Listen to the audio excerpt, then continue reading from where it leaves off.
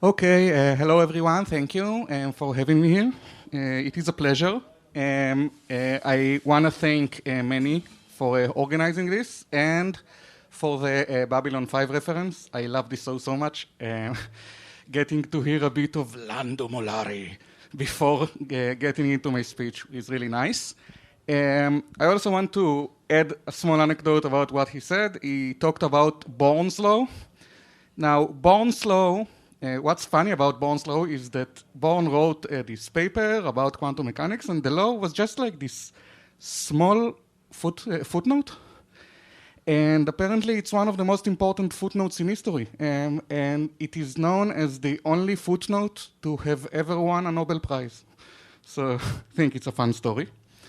I'm here to talk about a work I did with Or Sattath. Maybe I'll introduce myself first. My name is Shai Wyborski. Some of you know me as Shai Deshe. Some of you know me from my activity on a coin called Kaspa. If you've been around longer, like 8-10 years, maybe we've got to fight with each other on the Bitcoin Facebook groups.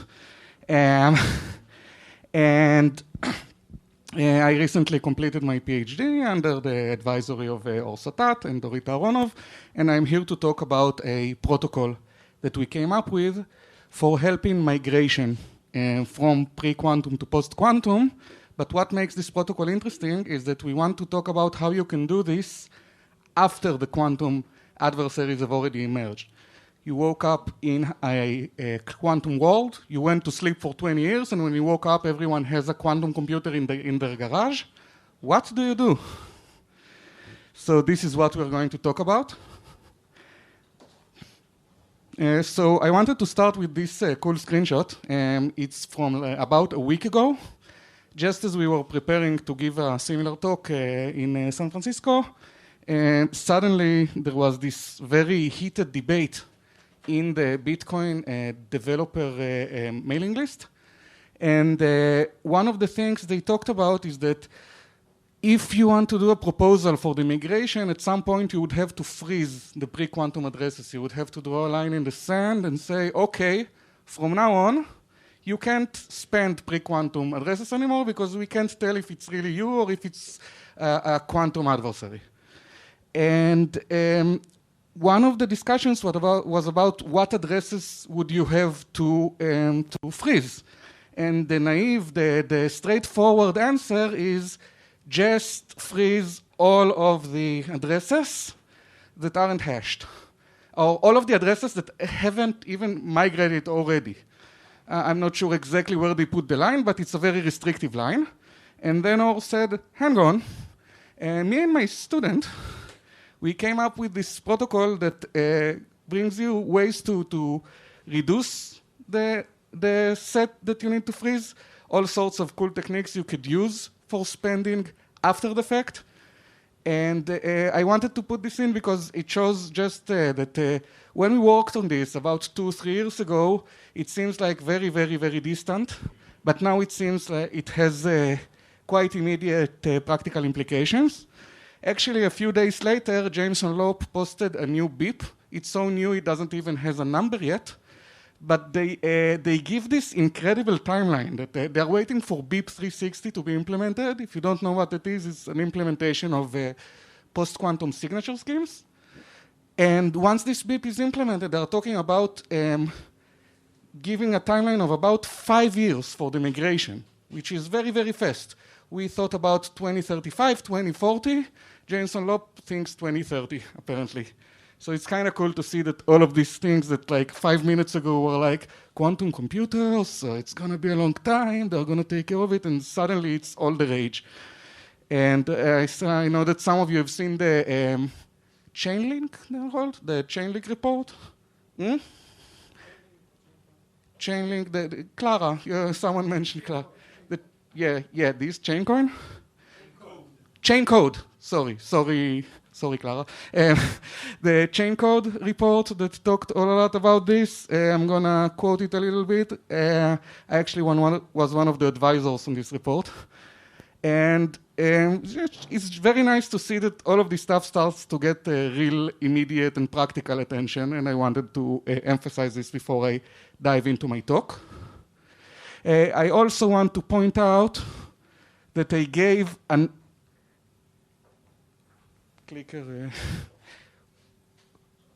that I gave a much more technical version of this talk. If someone wants the nitty-gritty, I'm talking maybe less to the crowd here and more to people watching. If you want the accessible, nice version, this is the talk for you. If you want the technicalities and the nitty-gritty, but not quite as much as reading the paper, you can also look up this talk in the Presidio Bitcoin, which is aimed at a much more technical crowd, just so you know. And with that, we are ready to start.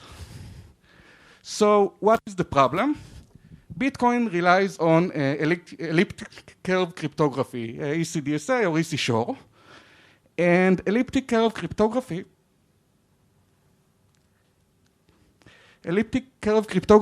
is something that quantum computers know how to break. And so it requires somewhat of a scale. It's not very clear when we are going to reach the scale, but I do know, I can tell you that there was a survey in 2024, and they asked a short list of very highly curated list of global experts, and about 10 out of 32 say that there is at least a 50% chance that quantum cryptography or quantum computing would hit cryptography relevant scales within a decade. I don't know how much this projection is realistic, but I know that it's realistic enough that you would want to have some contingency and be prepared, even if you think it's an undershoot. And I have a severe problem of clicker delay. So one solution, like the first thing you would do is to implement some post-quantum signatures, right? But this is a partial solution for several reasons. One of them is that post-quantum signatures are much larger and much less efficient to compute. And another problem is that it requires rallying everyone and be prepared in advance, and anyone who didn't rally in time is going to lose their money. Either that, or you're going to create quantum loot. Either you freeze the money, or you let people steal the money. You lose either way. So we want to expand on this. We came up with a protocol called lifted FawkesCoin. And this is what I'm going to talk about today. And it essentially, in a way, solves all of these problems, which sounds really, really good. But it has some meaningful trade-offs, right? Maybe I should. Okay, that's better. That's much better.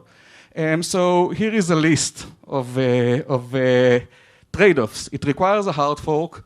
It makes transaction confirmation much slower. And when I say much slower, I mean days, weeks, like a different scale. It requires users to occasionally be online, like once a year. Otherwise, they could lose their money. But it doesn't require much signatures for normal operation, at least not very large signatures, but it requires, if someone tries to cheat you, you need to post a much larger proof, and it requires to burn, or in the LOPS jargon, freeze, a huge amount of UTXOs. And now that I've said all this, then you're going to tell me, okay, so your solution is completely unfeasible and unreasonable, and you can go home. So I'm going to say to that it is a very modular solution. You can choose some intermediate versions that give you less benefits, but also give you less drawbacks. Here is the most extreme version, where you get all the benefits and all of the drawbacks. So we're going to talk about this a little too, if we get to it. So before I get into the technicalities, I'm going to give this another chance. I want to just set up some ground terms. Maybe I should have said it before. I apologize that this talk is a bit on the technical side, because I am presenting original research and a quite complicated protocol here, but I'm going to try to make it as accessible as I can. But a digital signature, essentially, it's just this thing that gives you a secret key and a public key, and you can use the secret key to sign messages and the public key to verify that the message was indeed signed by you. So it's some sort of a cryptographic identity. It allows you to sign messages such that people can verify that your identity has signed them. Sometimes it's called pseudonymous because it does tie a lot of different messages to the same key holder, but it doesn't tell you who the key holder is. So it's not like anonymity, but it does your cryptographic identity doesn't have to be tied to your personal identity. And when we talk about signatures, the signatures that are commonly used today, especially in Bitcoin, are based on elliptic curve cryptography, ECDSA, EC-Schnorr, all of these swear words. And the problem, as I said, is that elliptic curves are quantum broken. Quantum computer doesn't even has to see signatures. If you have a quantum computer of large enough scale and the public key, you can just compute the secret key from it quite fast.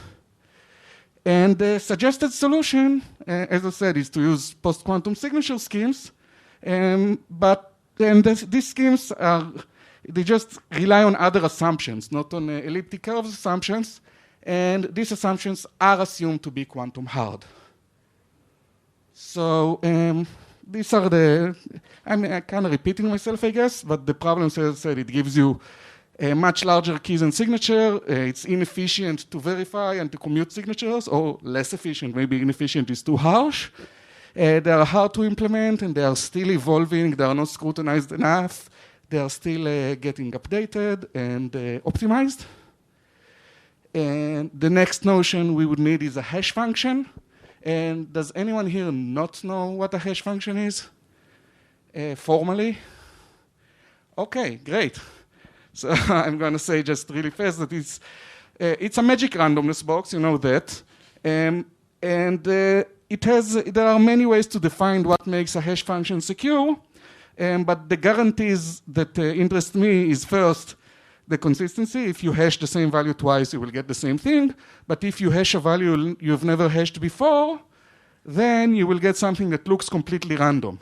And you can't predict it even if you hash a lot of other things that are very similar. Changing a single bit would make the output completely random if you haven't hashed this value before. And hashes are used everywhere. For example, the work that you do for proof of work is just computing a lot of hashes. This is something that Or is going to talk a lot about. And I'm just going to use some notation. The magic randomness box, the hash, I'm going to call it age. The anything that I put into it, I'm going to call it x. And the output, I'm going to call it age of x. And there are many ways to define what makes a hash secure. I'm going with a very simple definition, which is not the actual definition. It's just simple enough for this talk. I'm going to say that the hash function is secure if I give you some y, it's very hard for you to find an x that hashes to y. And that's actually not enough. What you want is that it would be hard to find two values, x1 and x2, that hash to the same thing. But I'm going to stay with this definition because it's a bit easier. And there is a standard assumption that inverting the hash, solving this problem of given a hash value, finding something that hashes to it, it's very standard to assume that it remains very hard even for quantum adversaries. They have a slight advantage, but not enough advantage to, if you want to invert the hash, it still remains kind of unfeasible even for quantum computers, even they do get some speed up. Again, this is more of a Or stock territory. And so why do we like this assumption? So the thing is that we can use it to commit to some value. Now, I'm not going to define what this means formally. Instead, I'm going to give you a fun application of this, and I hope that it will give you the intuition of what commitments are. So let's say that Alice wants to eat a burger, and Bob wants to eat a salad, right? And they live in this simplistic world where you can only get burgers at the burger joint and you can only get salads at the salad joint. They can't order from the same place, go to the same place. And they need to decide where to order from. The problem, they don't trust each other. Everyone wants a different thing, and they know that if one of them can manipulate the way they choose, they will. And the second problem is that Alice is at work, Bob is at home with the kids, so they need some way to do this over the phone. They can't say, let's flip a coin. Because if Alice flips a coin, she can lie about how it landed. So does anyone see what this burger salad, anyone but you, what this burger salad has to do with hashes? And how can we use them to solve this problem? Okay, yeah? You can generate a random number, and you concatenate it with the word burger or the word salad, and then publish the hash of them. So in this manner, you have a pre-image that will tell salad with a random number or hamburger with a. Yeah, okay, but who makes this hash and how is it used to make a choice? Where is the random choice part? What makes it a half and half? Oh, so okay. That's one. I was talking about that. Okay, so this is in the direction, like using a hash to commit to something, and it's not known in advance what you're committing to, but you can't change it. So the idea is like this. Alice samples 100 random bits, let's call this XA. Bob samples 100 random bits, let's call them XB, and they don't tell each other. And they decide in advance, if the first bit of Alice and the first bit of Bob is the same, they're going to have a salad, a burger. Otherwise, they're going to have a salad. Now, at this point, from Bob's point of view, he knows, say, that his string starts with a 1, but he has no idea about Alice's string. For him, both outcomes are equally likely, and the same for Alice. Now they commit. Alice sends the hash of her bit string to Bob. Bob sends the hash of his bit string to Alice. And this just assures that once they see the actual string, they can't change their mind. Because now, after they've exchanged the hashes, only now they exchange the actual values. And then Alice and Bob verify that the values hash to the correct hashes that they sent before. So Alice and Bob, they know XA and XB, but they also know that XA was chosen before Alice saw XB, and XB was chosen before Bob saw XA, so they can't cheat. They don't have any information they can use to cheat.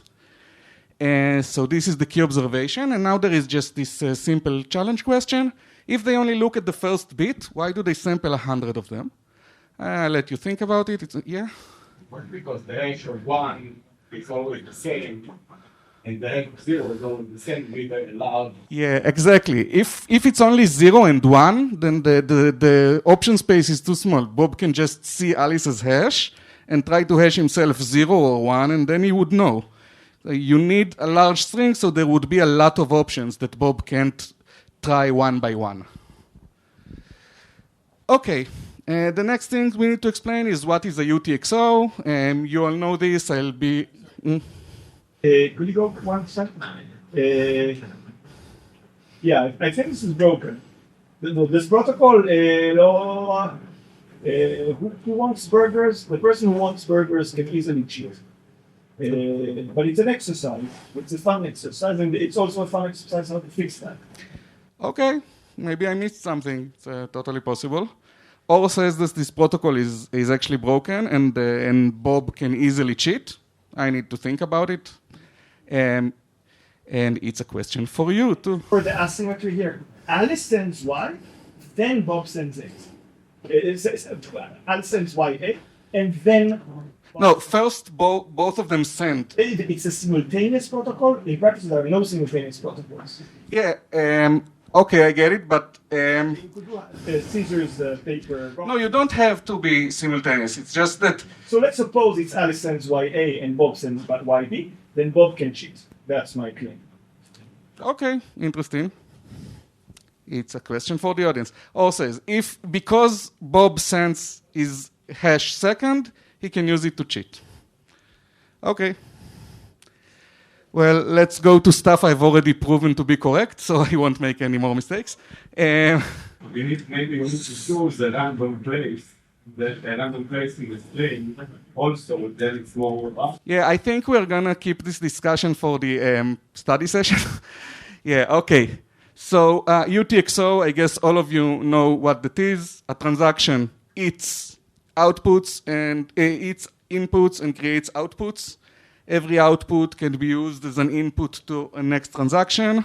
And a UTXO is an output that a transaction created, but no transaction has ever consumed. It's an unspec'd transaction output, exactly what the name says. And this is how Bitcoin balances are stored. Each and every Bitcoin wallet, what you call a balance, a wallet, an address, is essentially an output of a transaction that was never consumed by a following transaction. And each UTXO has an address. An address is some way that allows us to identify not only the owner of the coin, but allows him to sign a message, to say, I want to send this coin to this and that address. It allows us to authenticate in transactions, which begs to use a signature scheme. And we're going to talk about two common types of UTXOs. There are naked UTXOs, where the address is just the public key of the signature scheme. And there are hashed UTXOs, where the address is the hash of the public key. And only when we want to spend the UTXO, we send the public key with the signature, so everything could be verified. And there is this common misconception that a quantum adversary cannot steal hashed UTXOs, cannot obtain the money in hashed UTXOs because they can't invert the hash. So if they only know the hash of the public key, it doesn't really help them steal anything. Now, I wouldn't mention it if I would want to say that that's not quite the case. And the problem is that when you spend a transaction, you have to publicly post the public key. And then there is a window of opportunity between the time that you posted the public key and until your transaction was included and confirmed, that someone could use your public key to create another transaction. We're going to see this again in more detail in a second. And so the question is, can we prevent this sort of attack? And some people say it's not a concern because the quantum adversary has to be really fast. It has to be able to create a new transaction in a matter of minutes, but obviously this is not a solution. That might buy us some time, but it's not a full answer. And in this talk, we're going to see other approaches. First, there is the FawkesCoin approach, which is a type of blockchain that completely prevents the possibility to have front-running attacks, or at least let you make them extremely, extremely rare and hard. But it has a fatal flaw. Then we are going to see lifted signatures, which is a way to convert pre-quantum to post-quantum signatures, but keeping the same keys. So it allows us to give users in some situations the possibility to sign in a secure way, even though their keys was produced in the pre-quantum world. Just to understand the problem. So if we have to publish a public key, right? Then I can know your... We are going to see an illustration of this with pretty animation in like 2 slides. Just to understand what the problem is that I can steal your other... This is a different problem. The problem is that I can intervene with that particular one. This is the front-running attack. We are going to see an animation of this in 2 slides, which will clarify everything. So the lifted signatures, the problem with them is that the signatures are really big, like really big, like they could be dozens of megabytes big. So it's much larger than just post-quantum signatures. So lifted FawkesCoin kind of uses the lifted signatures to fix the flow in FawkesCoin. So this is like the plan for what I'm going to introduce. So let's start with FawkesCoin. It's a really cool protocol. It was proposed by Bonu and Miller in 2014. And the starting point, or I think maybe it's the question they asked themselves, at least it's the title of their paper, but can we create a digital currency that doesn't use digital signatures at all? And they had like this preliminary idea, and the idea as is written right now is broken, right? Some of the work is to realize and fix this. But they say your secret key could just be this random string, and your public key would be the hash of this random string. And when you want to spend the money whose address is the hash, you just, with the transaction, you include the pre-image so that people could hash it and see, okay, this guy knows X, he's really the owner of this UTXO. And the main problem, again, is front running. You tell the world what X is, and then they can use it against you. So let's just see this in a bit more detail. So say you want to spend a UTXO with the protocol I just laid out. In the optimistic case, we have Alice. She has the secret key X with the address AGX. And she wants to pay to Bob. So Bob samples Y and sends the public key AGY to Alice. Alice creates a transaction. It has all sorts of data, but you should read it as I own the transaction whose address is age of X. Here is X to prove it. Now pay V prime to the public address age Y, and the difference goes to the miner as a fee, right? And then Alice posts the transaction to the networks, and the miners see it and verify that everything is correct. And then Bob just waits for a few blocks, and then everything is fine, right? This is how we want things to happen. Now, here is how things would happen. Alice will post the transaction to the network. A thief will see X. He could immediately create another transaction that pays to a different address and pays a higher fee. The miner would see this adversarial transaction, and because it pays a higher fee, they would prefer it over Alice's original transaction, and then Alice's money just got stolen like that. So this is the problem you need to solve. And they solved it using something that I like to call, it's a name I made up, it's not an industry standard, the commit delay reveal paradigm, CDR. And the idea is actually laid out. You first post a commitment. You hash the transaction and only post the hash of the transaction. Then you wait for a predetermined number of blocks, like 100 blocks, and only then you reveal the transaction. And the point is that you have to wait. A transaction that doesn't wait is invalid. And this is what it looks like. If I want to post the transaction TXN, then I first have to post the hash. And if I don't wait long enough and try to post my transaction too early, then it's invalid. Would you be incentivized to basically commit all the time, like pre-commit in case you want to broadcast something? That's a very good question. It relates to the... We are going to get to a very similar point to this, but much broader. Just check the first one. What do you mean? Why do we make the waiting mandatory? If I want to put another transaction, probably be in the time frame after. No, but the point is that as long as you don't post the transaction itself, then an adversary doesn't know.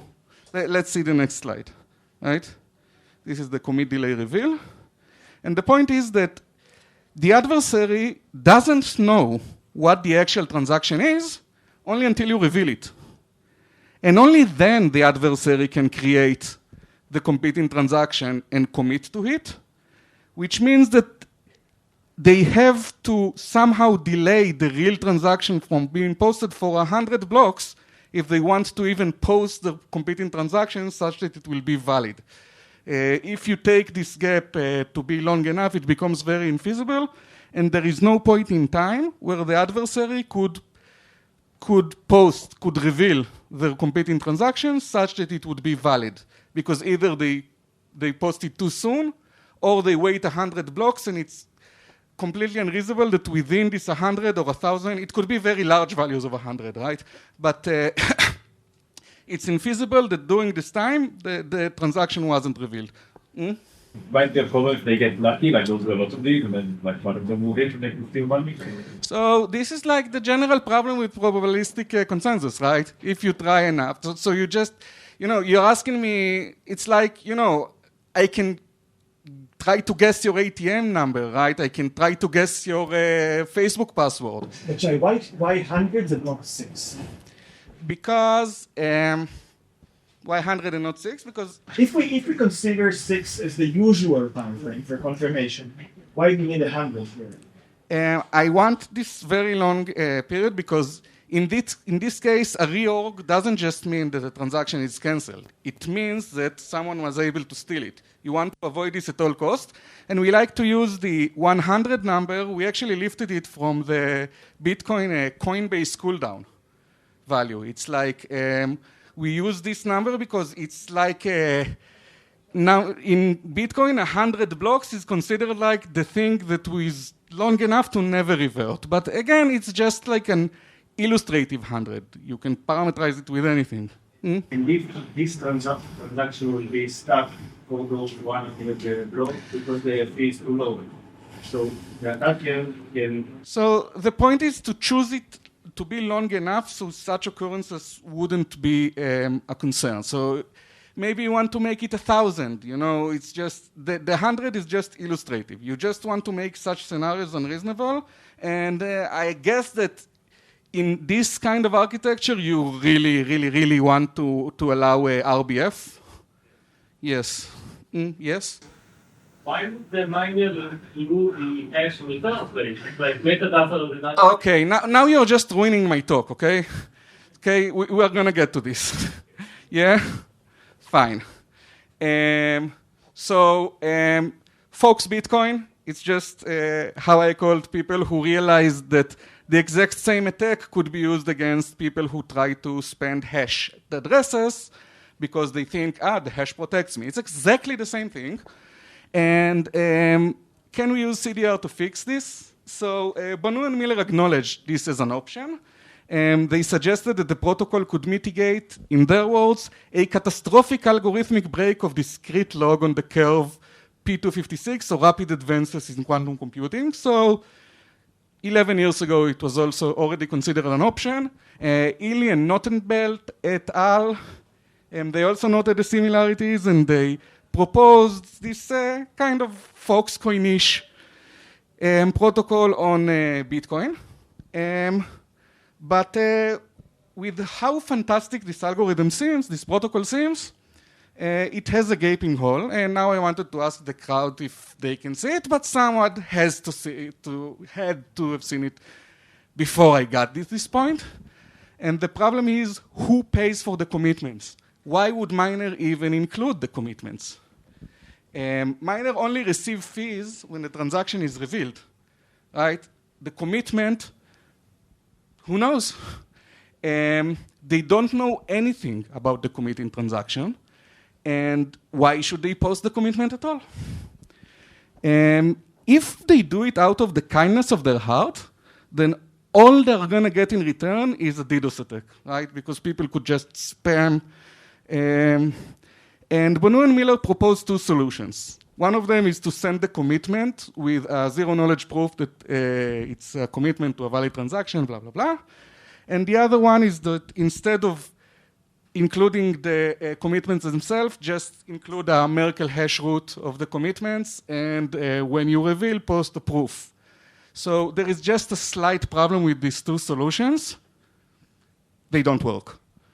And the zero-knowledge solution maybe gives you an assurance that if the transaction is revealed, you're going to get a fee. But it doesn't mean that the transaction is going to get revealed. Right? I can still post the commitment and then never reveal it. And the Merkle trees, you're like, okay, that's smart. No matter how many commitments I'm going to put in my block, they're going to just require one hash. But what does grow is the size of the Merkle proof. So I can just spam blocks and spam them with a lot of commitments. And as a result, you would require a lot more space to reveal because the Merkle proof will go bigger and bigger and bigger. So these two solutions aren't actually solutions. In Bitcoin, Ilya and Nottenbeck, they said, okay, you could use some, you can call the miner and pay them in PayPal, or you can use a post-quantum UTXO, assuming we already have those and you have access to one of those. But the real question is if we can do all of this on-chain, if we can somehow make it so that the fee for paying the commitment is paid from the revealed transaction and doesn't require any external source of funding. So this was like the core question that we set out to solve. And let's see, I'm going to start with just quickly overviewing what we did. And because I feel like we're starting to run out of time. How longer do I have? 13 minutes. I can make it. Okay. So lifted FawkesCoin is a zero-knowledge powered version of FawkesCoin, but it's zero-knowledge powered in a more sophisticated way than here is a proof that my commitment that might never reveal is a nice commitment that might never reveal. We also provided some extensions of the vanilla FawkesCoin, the non-lifted FawkesCoins, which allows us to greatly increase the set of transactions that you can spend securely. And this is like a summary. The first column is post-quantum cryptography, just using post-quantum signatures. So in post-quantum signatures, the transaction size is kind of large, about 10 times larger in order of magnitude. And the spend threshold grows with the signature because you need just the UTXO to have enough money to cover the cost of posting the signature. Confirmation times are, as we know it, around an hour or 6 blocks. And it requires post-quantum UTXOs because it assumes that all of this apparatus exists. FawkesCoin, vanilla FawkesCoin, gives you small transaction size and a small spending threshold. But the confirmation times are long, like days. And they still require this external source, like a post-quantum UTXO or a trusted setup. Lifted FawkesCoin, the transaction size is still small, but the spend threshold is very high. This is the first curiosity. And the confirmation times are in days again. But the key property is that you can do this entire thing without ever implementing any post-quantum signature as a payment method. Like you can essentially do this post-quantum thing without using any post-quantum signature. I don't recommend that you do it, but it's technically possible. And as a serving suggestion is to implement all of these three things together. It's not simple to do. You can't just, let's say, implement all of them and let them run together, but it is possible if you're careful enough. You can use post-quantum signatures for quick and expensive transactions, lifted FawkesCoin for migration, and vanilla FawkesCoin for slow and cheap transactions. And the FawkesCoin modes, this is where it gets really cool. So the restrictive FawkesCoin, it allows us to spend the hashed signatures that you've seen before, the hashed UTXOs, but it also allows us to spend another very, very large set of UTXO, which we call derived. It's essentially any private public key that was generated by a by an HD wallet, which is essentially all Bitcoin created after 2014, at least. So it's a very large set. So this here is already a very strong improvement over existing solutions. With unrestrictive, we can even help people which have UTXOs that the key is naked, leaked, open, known to the world, and it wasn't derived from a seed. But here we require all sorts of trade-offs. And the permissive one, and this is, I think, really cool, it allows you to spend UTXOs whose keys was lost. You lost the key, you still can spend the UTXO. So this seems like, how do you even break the symmetry here between the adversary and the authentic user? So hopefully we'll get to that. Spending keys that were lost or that don't. You have a UTXO. You only know the public key. Oh, but only you know the public. So, Everybody knows the public key. You are the only one who knows that you lost the public key, the secret key. This is the symmetry breaker. And it's going to be used in a very nice way, I think. And even if other people know that, they don't know that you lied. And if you lied, then you can use this. You're going to see. It's really nice. So just some crucial details not in this talk. One is quantum canaries.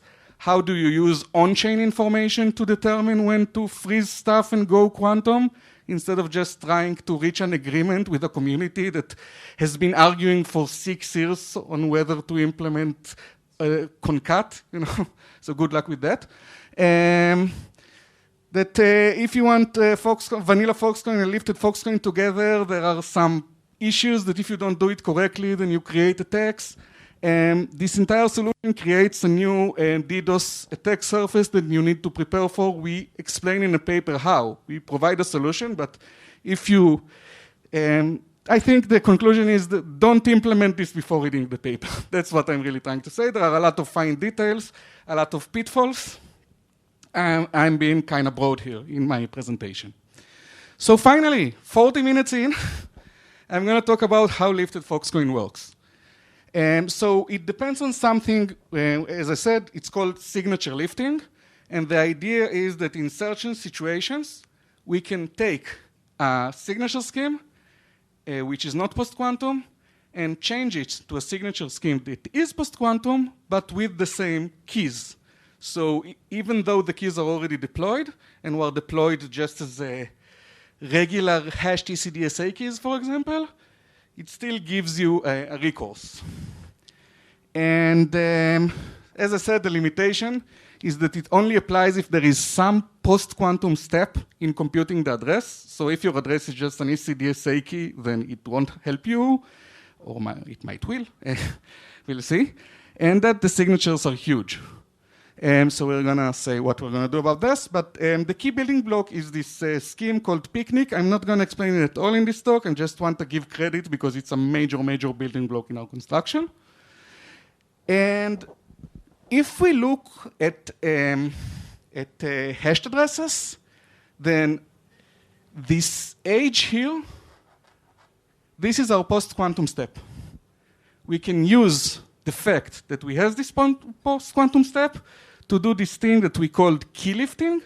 It essentially says, use this fact that you have this age there to create a new signature scheme where the public key is the hash and the secret key is the original public key. It's a bit confusing, but it works. And as we said, the problem is the signatures are too large. So what do we do about this? We create a protocol that avoids having to post them, at least as long as everyone is honest. So the idea is that no trusted payment is required, there are no chip spanning attacks, and lifted signatures are never posted to the blockchain as long as everybody is honest. So how can we construct such a protocol? A first attempt might look like this. If you want to spend the UTXO, you first post to the mempool all of the information. I left this a bit technical, but the idea is that you just post to the mempool the fact the signature, the very, very large signature, together with all of the information. The miner just uses the signature to know that the transaction is valid, and then they don't post it. See that this sigma, this huge sigma, just kind of disappeared. And then we do all this commit reveal. And the problem here is, okay, it seems kind of okay, but it doesn't really solve the problem, right? Like we use the picnic signatures exactly like I would say we would have used just a ZK knowledge proof in the Bono-Miller. There is nothing preventing me from committing to the same UTXO many times. There's nothing preventing me from spamming. So the solution to that, as a first, is to lock the UTXO, right? So what we do is that the first time someone posts a commitment to a UTXO, we verify that the first time it's locked. We lock it. And then you can't, miners would not accept any other commitments to the same UTXO. And the miner, okay, I think something I forgot to point out. The entire point of the signature, I think I accidentally removed this slide because it's a very, this is like the whole point and it's not in the slideshow. The point is that if the user doesn't post a commitment, then the miner would post the large UTX, the large signature to prove that someone committed to him and never revealed. And it doesn't only prove that, it proves what UTXO was committed and never revealed. And then the miner just gets all the money in the UTXO. I forgot to, it somehow dropped, like the most important detail just somehow fell off my, yeah. So this is the penalty. And we say that the problem here, okay, even if we do this, what prevents me from committing to the same UTXO 100 times, and then I reveal it once, and then all the other I didn't reveal to, well, the UTXO is already spent, so there is no way to reimburse them from. So this is something we solve by locking the UTXO. Once one miner sees a commitment, he posts it to the blockchain, and then as long as there is no reveal, or then no other miner could commit to this transaction. Yes? Only the owner of an address can commit? Yes. Otherwise, you don't know how to produce the signature. But this, like locking the UTXO, okay, so this is like the missing part, okay? But locking the UTXO creates another problem. Does anyone see what it is? So what prevents the miner from just lying, from just saying someone committed to this UTXO and here is their commitment, but just posting garbage? You can't really know. So yeah, the user can't spam the miner for free, but the miner can post this kind of garbage next to you to lie about someone having been committed to you, because remember that in the commit we don't post the actual signature, and then they can censor or at least delay the transaction U because they just make it locked and prevent the actual owner from spending it. So the solution is to say, okay, we need to force the miner. So we say, okay, the user already has a deposit. It's the UTXO itself. And we say the miner also has to place a deposit.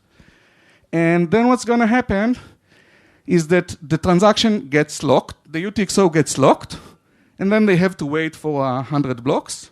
And then the user has 100 blocks to to reveal the transaction. If he doesn't, we assume that he cheated, and then the miner can post the fraud proof, and he has 100 blocks to do that. But if the miner fails to post the proof, then we assume that it was actually the miner who cheated, and we give the deposit to the address of the user. So It's a bit complicated, but this is the idea. The user has 100 blocks to reveal. If they fail, then there are two options. Either the miner tried to censor him, or the user tried to spam the miner.